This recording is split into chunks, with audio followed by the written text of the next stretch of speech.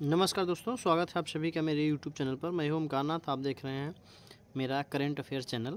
आज हम 19 नवंबर 2023 के सभी करंट अफेयर क्वेश्चन पे डिस्कस करेंगे। आप देखना ना भूलें। यदि चैनल पे नए हैं तो चैनल को लाइक, शेयर एंड सब्सक्राइब ज़रूर कर लीजिए ताकि इस प्रकार के आपको नोटिफिकेशन मिलती रहे। तो चलिए स्टार्ट करते हैं, क्वेश्चन की ओर बढ़ते हैं। मालदीव के 8वें राष्ट्रपति मोहम्मद मुइज़्ज़ू के शपथ ग्रहण समारोह में भारत सरकार की ओर से प्रतिनिधित्व किसने किया? एसपीजी यानी स्पेशल प्रोटेक्शन ग्रुप के नए निदेशक कौन हैं? किस राज्य में निजी क्षेत्र में स्थानीय युवाओं को 75% आरक्षण देने वाले कानून को हाईकोर्ट ने असंवैधानिक बताकर रद्द किया? भारत और किस पड़ोसी देश के बीच संयुक्त सैन्य अभ्यास मित्र शक्ति जो 2023 आयोजित हुआ? बाल यौन शोषण, दुर्व्यवहार और हिंसा को रोकथाम और उपचार के लिए विश्व दिवस कब आयोजित होता है?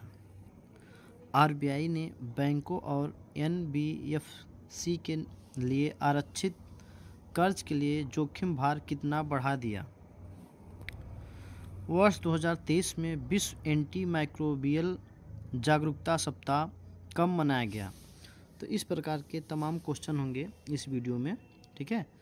आप बिल्कुल स्किप ना करें, इस वीडियो को टोटल डिटेल देखें विथ एग्जांपल के साथ। तो चलिए फर्स्ट क्वेश्चन की ओर बढ़ते हैं। मालदीव के 8वें राष्ट्रपति मोहम्मद मुइज़्ज़ू के शपथ ग्रहण समारोह में भारत सरकार की ओर से किसने प्रतिनिधित्व किया? वहाँ पे किसने गया, कौन गया था, कौन शामिल हुआ था? तो ये गए थे किरेन रिजिजू, ठीक है। मालदीव के 8वें राष्ट्रपति मोहम्मद मुइज़्ज़ू के शपथ ग्रहण समारोह में भारत सरकार की ओर से किरेन रिजिजू जी ने वहाँ गए थे, ठीक है। आई होप कि समझ गए होंगे। ये आप जो फोटोग्राफ देख रहे हैं, ठीक है, ये हैं किरेन रिजिजू जी, ठीक है। आई होप समझ गए होंगे। मालदीव के राष्ट्रपति का शपथ समारोह में 17 नवंबर 2023 को हुआ शपथ समारोह हुआ। समारोह में हुसैन मोहम्मद तलीफ ने भी मालदीव के 10वें राष्ट्रपति के रूप में शपथ ली, ठीक है। समारोह के लिए प्रधानमंत्री नरेंद्र मोदी को भी आमंत्रित किया गया था। हालांकि मालदीव में चुनाव से पहले भारतीय विरोधी बयानों की वजह से भारत सरकार ने केंद्रीय पृथ्वी विज्ञान मंत्री किरेन रिजिजू को समारोह में भेजा गया था, ठीक है। उद्घाटन समारोह में उपस्थित अन्य दक्षिण एशियाई पड़ोसियों में श्रीलंका के राष्ट्रपति रानिल विक्रमासिंघे, बांग्लादेश के सूचना मंत्री हसन महमूद, पाकिस्तान के संघीय सूचना एवं प्रसारण और संसदीय मामले के मंत्री मुर्तजा सोलांगी और सेशल्स के राष्ट्रपति अहमद अफीफ शामिल थे।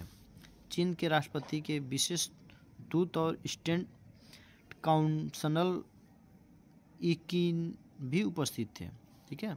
उनका नाम, ठीक है, जो चीन के गए थे इनका नाम था, चीन के विशेष दूत और स्टेट काउंसलर है, उनका नाम था इकिन। ये भी उपस्थित थे। कहाँ पे उपस्थित थे? मालदीव में शपथ समारोह में। मुइज़्ज़ू की वजह से भारत के पड़ोस में बढ़ेगा चीन का असर। मोहम्मद मुइज़्ज़ू के राष्ट्रपति बनने से भारत के पड़ोस में चीन का दबदबा भी बढ़ने का आदेशा है।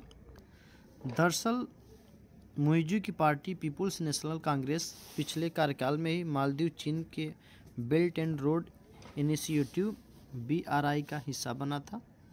राष्ट्रपति चुनाव जीतने वाले मोहम्मद मुइज़्ज़ू मालदीव के राजधानी माले के मेयर थे। इस पद पर रहते हुए उन्होंने चीन के साथ अपने रिश्तों को मजबूत किया था, इसलिए अनुमान लगाया जा रहा है कि चीन से उसका रिश्ता ज़्यादा बनेगा। और भारत से तोहफे के रूप में हेलीकॉप्टर जो दिया गया था उस पर भी विवाद काफ़ी हुआ था। भारत ने मालदीव को 2010 और 2013 में 2 हेलीकॉप्टर और 2020 में एक छोटा विमान तोहफे के तौर पर दिया गया था भारत की ओर से। इस पर मालदीव में ने काफ़ी हंगामा हुआ था। तो उसका रीज़न था, लोकेशन की वजह था, इसलिए मालदीव में हंगामा हुआ था। तो हिंद महासागर में मालदीव की लोकेशन की वजह से चीन और भारत दोनों के लिए इस देश की स्ट्रेटजिक अहमियत है। मालदीव 1100 से ज़्यादा छोटे बड़े द्वीप हैं मालदीव में, और जो हिंद महासागर में दक्षिण पश्चिम तक फैले हुए हैं। ये पूर्वी देशों की पश्चिमी देशों से जोड़ने का एक अहम रूट है। माना जाता है कि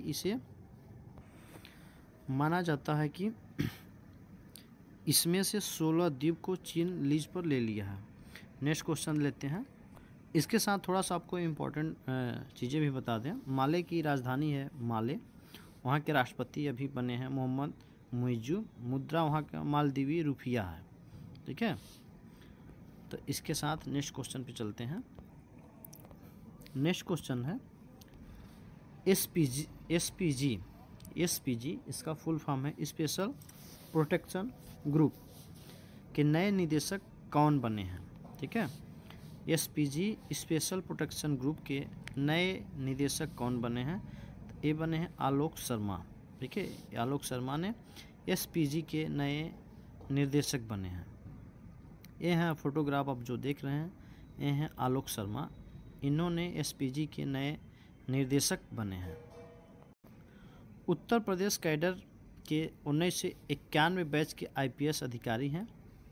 ठीक है, कौन हैं, तो ये हैं आलोक शर्मा, 1991 ईस्वी के आईपीएस अधिकारी हैं। ठीक है, इन्होंने एसपीजी के नए निर्देशक के रूप में शपथ ली है। ठीक है, शपथ ग्रहण की है। यहाँ 19 फरवरी 2021 को आईजी पद पर नियुक्त किए गए थे। बाद में इनका प्रमोशन अतिरिक्त एडमिशन डायरेक्टर पद पर हो गया था। एसपीजी देश के बहुत ही मजबूत और आधुनिक तकनीकों से ट्रेड कमांडो की टीम है। देश के प्रधानमंत्री सहित अन्य अति विशिष्ट लोगों की सुरक्षा की जिम्मेदारी एसपीजी को सौंपी गई है।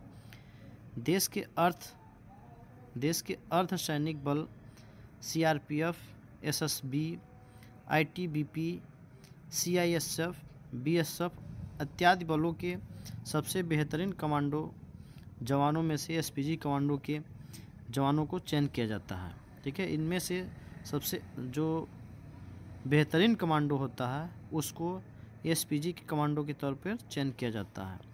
आलोक शर्मा से पहले एसपीजी के निदेशक अरुण कुमार सिन्हा थे, जिनका देहांत 6 सितंबर को हो गया था। अरुण कुमार सिन्हा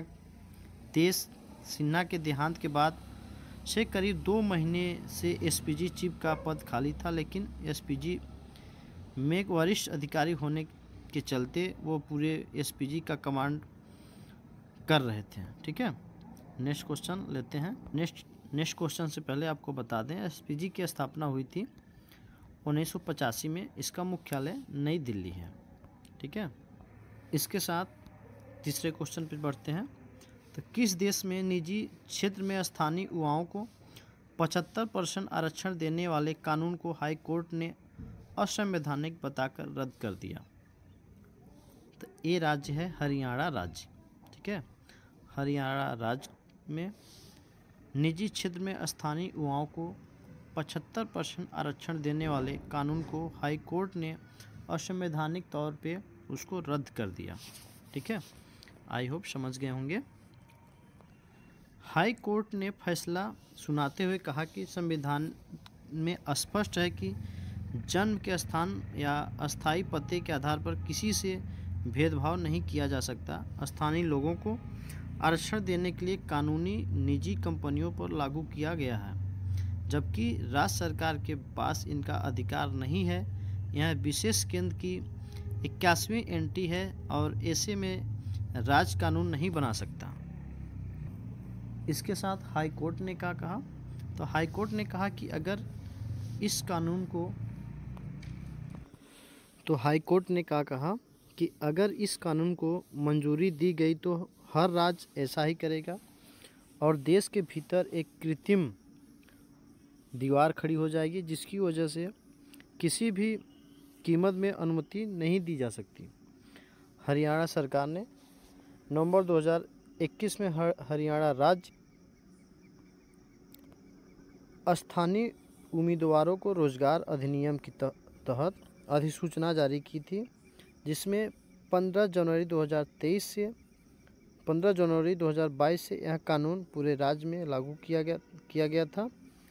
फरीदाबाद और गुरुग्राम समेत राज्य के 7 से 8 औद्योगिक संगठनों ने इस कानून को हाई कोर्ट में चुनौती दी थी। तो कानून में क्या प्रावधान था कि जिसको हाई कोर्ट ने खारिज किया?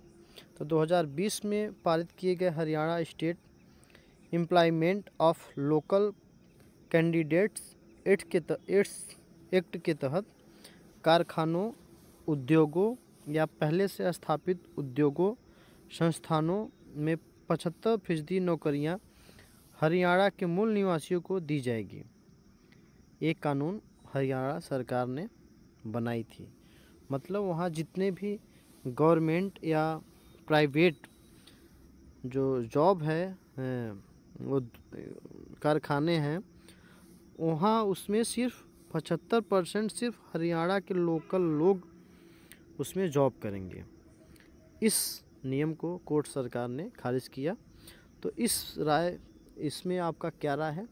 आप कमेंट बॉक्स में ज़रूर बताइए कि केंद्र सरकार सही निर्णय ली है या गलत। ठीक है, यह केवल हरियाणा राज्य में स्थित विभिन्न निजी तौर पर कंपनियों, सोसाइटी, ट्रस्ट, समिति, देयता, भागीदारी फर्म, साझेदारी फर्म आदि में 10 या अधिक व्यक्तियों को रोजगार देने वाले 30,000 रुपये प्रति माह से कम वेतन वाली नौकरियां पर लागू करने का प्रावधान था। इसके लिए अधिवास प्रमाण पत्र जारी किया गया था। अधिवास की आवश्यकता को 15 वर्ष से घटाकर 5 वर्ष कर दिया गया था। हरियाणा की बात करें तो हरियाणा के मुख्यमंत्री हैं मनोहर लाल खट्टर, वहाँ के राज्यपाल हैं बंडारू दत्तात्रेय, राजधानी है चंडीगढ़। ठीक है, नेक्स्ट क्वेश्चन और चौथा क्वेश्चन लेते हैं।